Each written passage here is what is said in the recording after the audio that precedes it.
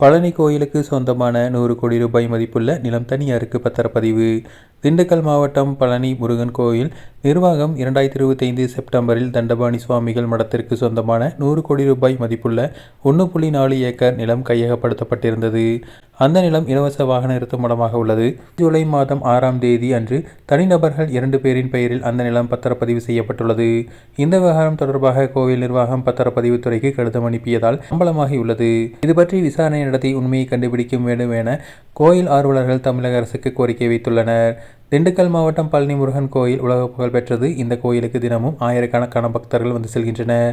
விசேஷ நாட்களில் லட்சக்கணக்கான பக்தர்கள் வந்து செல்கின்றனர். தமிழ்நாட்டின் பல கோடி ரூபாய் வருமானம் உள்ள பணக்கார கோயில் என்றால் அது பழனி முருகன் கோயில்தான்.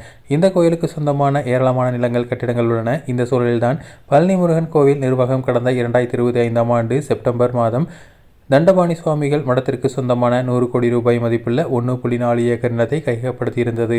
அந்த நிலம் இலவச வாகன நிறுத்தும் இடமாக உள்ளது. 2026 ஜூலை 6இல் தனிநபர்கள் 20 பெயரில் அந்த நிலம் பத்திரப்பதிவு செய்யப்பட்டுள்ளது. பக்தர்களிடையே அதிர்ச்சியை ஏற்படுத்தியுள்ளது.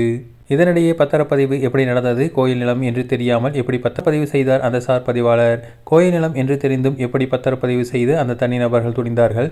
அவர்கள் யார்? அவர்கள் பின்னணி என்ன என்பது குறித்து இந்து சமய ஆர்வலர்கள் அரசுக்கு கேள்வி எழுப்பி வருகின்றனர்.